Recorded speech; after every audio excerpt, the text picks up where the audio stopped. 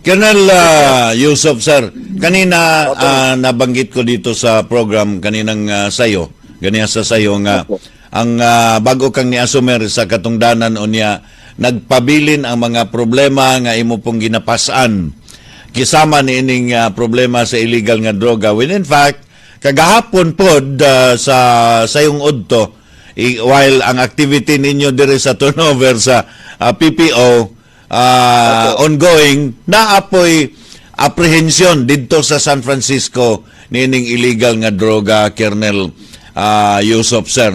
So, Yes, sir. Okay. kanibang illegal nga droga gitan-aw ba ninimong priority sa atong sa problema sa Agusan del Sur? Yes, sir. Isa po yan sa ating mga marching order sa ating mga COPs sa mga municipal level. Sa lahat po ng COPs natin na huwag titigilan ang operations against illegal drugs. No?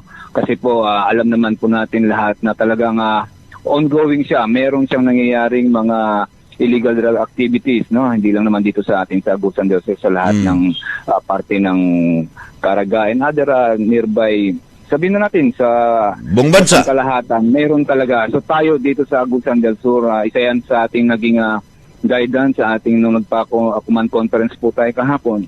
Isa po yan sa ating mga ibinilin na huwag titigilan ang operations against illegal drugs. And I'm going to assure you that I will be monitoring that operational activities ng lahat ng ating kapulisan dito sa Agusan del Sur to ensure na walang makakapasok ng mga malalaking mga tinatawag nating operations ng pagbebenta ng mga illegal drugs na yan dito sa ating lugar. Yan po ang kaya nating ipangako na hindi natin po titigilan yan. Sir. Sa mga component LGU ng Agusan del Sur, sir, meron tayong 13 na munisipyo at isang city, isang siyudad dito sa Agusan del Sur. Opo. Nining 14 component LGUs, pila ka mga LGUs ang tawag nato nga medyo hotspot sa droga?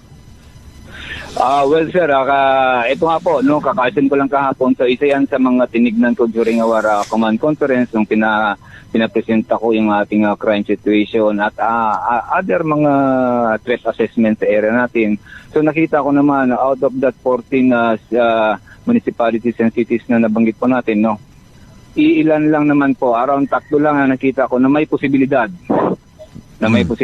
So, I have already given my order to those chief of police to focus on anti-drug operation nila. So yun po yung ating unang mga kautusan kahapon po sa ating command conference.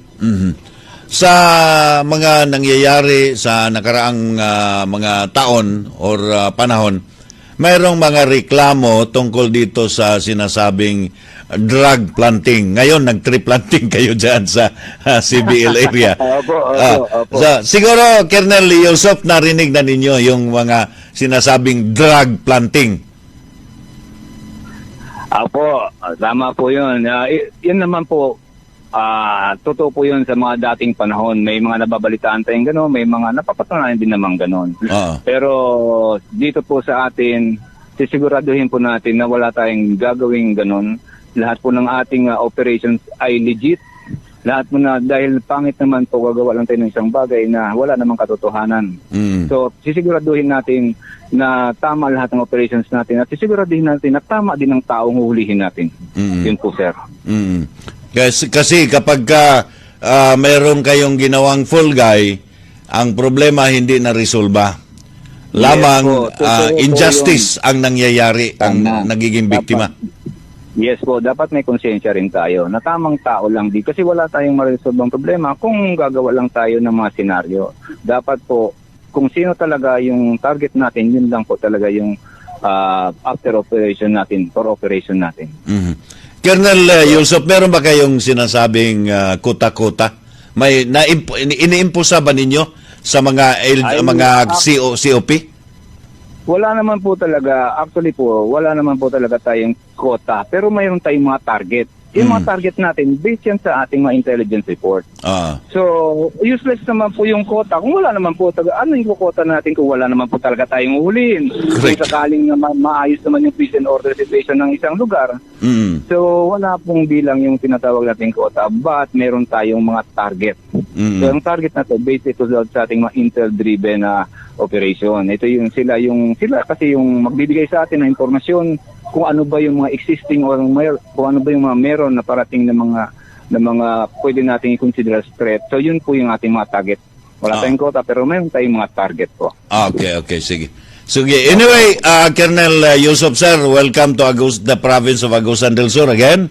From us sa PPIO, sa provincial government ng Agusan del Sur po kami.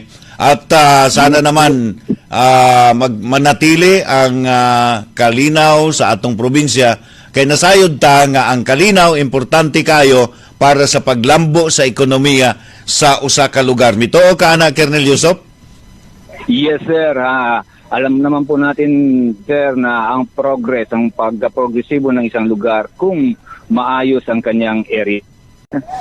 Hello sir, ulit na po doon. Yeah, Colonel. Yung sinasabi ninyo na sa tanong ko kung naniniwala, mituo ka ba nga ang kalinaw importante sa progress sa usa ka dapit na dito ta naputol sir? Pakisubli ko. Wala na pong ibang magandang dahilan kundi para maging progresibo ang isang bayan, kailangan pumamintinan natin yung kanyang tinatawag na peace and order situation. Dahil sa ganung bagay lang na makakapaghikayat tayo ng mga investor, sa ganung bagay lang ng ating mga constituents, yung ating mga mamayan makapagtrabaho ng wala silang pangamba na may mangyayari sa kanila. So, dapat talaga natin i-consider lagi ang kaayusan ng ating lugar. So, ako po bilang inyong bagong PD, sir, isa po talaga yan sa aking hangarin na to continue to maintain the peace and order situation dito sa ating Agusan del Sur. And excited po akong magtrabaho, excited po akong makatulong sa pangkalahatan po, sir, under my leadership with the Provincial Police Office ng Agusan del Sur, sir. Okay, thank you. Thank you, Colonel Yusuf, sir. Yes, sir. Isang magandang araw po sa ating lahat. Good morning po, sir. Good morning. Well, okay, sir, si Police Colonel Yaya Bustamante Yusuf, ang atong bagong provincial director sa PNP Agusan del Sur.